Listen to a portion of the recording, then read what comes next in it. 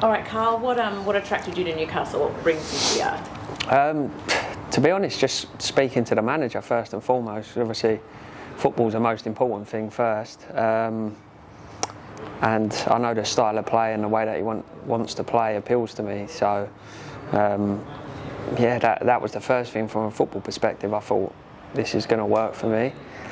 And also, since I've turned up, I realised what a beautiful city it is, sort of thing as well. So it's worked out on and off the pitch at the minute. I mean, you've had a taste of Australian football. You obviously wanted to stay. Yeah, exactly that. Yeah, I really enjoyed it last year. It was a great experience. I played a lot of football, and I had opportunities to keep playing back home. But I wanted to take this opportunity when it come along. I think it's just what I wanted to do at this stage. You know, I felt like it was the right challenge for me, and I've certainly got no regrets since I've arrived. You know. You say you like the way that Arthur plays. He plays an attacking style of football, and you're a defender. Yeah, so ironically, what appealed to you in the way that he plays? Well, I think in general you just want to play. I've always played for teams really that play good football. So I want to play for a team that plays good football. And you know, from what I saw last year playing against the Jets, like they do. So that was the main thing. Obviously, I'm a defender, but you know, sometimes, well, for the most part, I played right back in my career.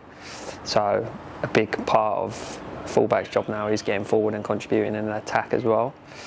So hopefully I can play my part as well in the attacking side of it as much as defending. You obviously have experience in the EPL. What can you bring here to some of the younger guys that you have here at the Jets? Yeah, I think as you get older, you realise you have a bit of a responsibility, especially if you have got good experience in certain leagues, to try and help the younger players as much as you can. You know, it's a long journey from when you're a kid to becoming a professional, and also to then stay in the game for a long amount of time. And obviously, I've been through that whole process, and I've done it at a very good level. So I've sort of seen it all, and hopefully I can help the young boys as much as I can and pass on as much information and experience as I can. You say you've done it all and you've been through all those levels, but you're still young for a footballer. You've got plenty more to give, I assume. Yeah, that's it. I mean, I think I want to play as long as I can, and 30 years of age is sort of, I'd say it's around your prime years, you know, probably a little bit towards the back end of it, but I'm still at a good age sort of thing. So yeah, I'd love to play till 35, 36, and there's no reason why I can't. So I think these are 2 big years for me to try and get some of the best football out of myself that I can. Obviously you played Melbourne City last year. What did you find about the A-League, or what did you like about the A-League? The main thing that I liked was that all the teams try and play football. Like, what I mean by that is, obviously the style of football. Like the teams try and get the ball down and try and play the right way.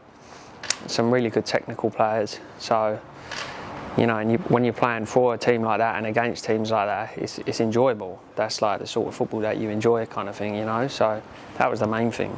Was that ingrained to you from your days at Arsenal, mate, or going back to Charlton, even when you were a kid, or?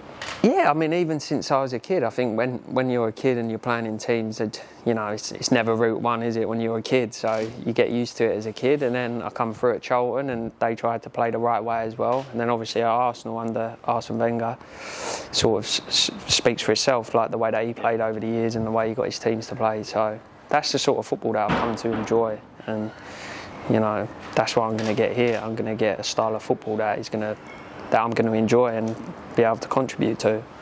I mean, you're only at Arsenal like 2019, and obviously you're playing the Championship after that. I mean, you've been when you come to a developing league, or there's not the hype around that is Arsenal. What keeps driving you motivation-wise? Like, what keeps knowing that a couple of years ago you were playing Premier League, and now 2 years later you're playing in a development league essentially?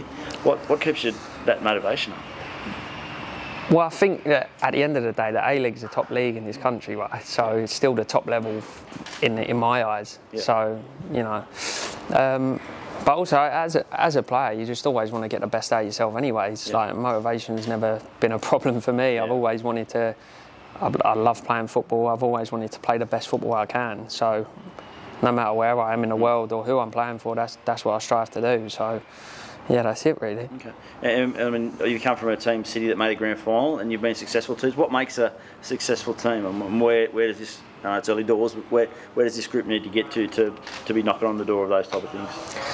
Well, since I've been here for the couple of days that I have, I've seen the makings of like a group that is very together, a very good group of lads. There's no bad eggs, and it seems like everyone is going to be buying into the right direction, the way that the manager wants us to go. And I get the impression that everyone, which is what you need if you're going to be successful, everyone needs to buy into it. And I get the feeling that we've got that here with this group of players. So the team works so hard in training. I was doing just some running stuff with a fitness coach today. I was watching training, and the boys train at such a high intensity. You can tell that everyone is here and wants to do well for themselves and for the club. So I think there's a lot of ingredients that can go towards a good season. In terms of yourself, did you go back to Notts Forest after City, or had you just been working on your own, or had you been training with anyone in the last couple of months? Because I think your obviously contract expires in July or whatever it is over there. So I had some time off, straight after the end of the season. I had a few weeks to just relax, and then for sort of 4 or 5 weeks, you get so many of these sort of trainers that you can get hold of, or you can do personal work with, and I trained with a couple of my friends while I was away as well. So I've been keeping fit over the summer, just for whatever came next. So I'm in decent shape, but I think the boys train at such a high intensity here. I think it's about being a bit clever for a week or two before you sort of throw yourself in. So that's where I'm at the minute. Yeah. So do you think you'd be ready for a friendly in a couple of weeks type thing, or 3 weeks? Yeah. As you said, I think something like that. It's the longest pre-season in the world. That's it. Yeah. So I think the coaching staff and the fitness guys just want to be sensible at the minute. But probably 2-3 weeks, probably right. And the fact you signed a 2-year deal, I mean, that shows that you said this is a bit of a project, mate. It's not, and as you said, you want to play to your 35, so potentially there's longer after that. Is that the reason for the 2-year deal? Yeah, I just wanted to be settled somewhere. I think you want that in football, and especially coming to the other side of the world as well. Like you want to feel settled, and also you come somewhere, you sign a 2-year deal, you feel like you're buying into the project as well. I'm here for the next 2 seasons, going in the same direction as the manager wants to go and the other boys. And for me that was just important. I wanted to feel really settled somewhere and sort of make this feel like home as well. Because I think when you're sort of happy off the pitch and you play your best football. And do you think that's sort of a time frame to build a championship type team? It does take a couple of years. I mean, it'll be the 3rd year under the gaffer. It was a totally new system last year with a totally new group. Yeah. Whereas there's 11 players from last year, so normally it takes you 2 or 3 years to build to a championship. Yeah, for sure. But strange things have happened in football. I'm not saying we're going to win the championship, but I know that will be the manager's target, is to be right up there. But the lads who were here last year have obviously had time to understand the manager's philosophies. I mean, I played against them twice last year, and I actually watched quite a few of their games just because they was on TV. So I have an idea of how the team plays.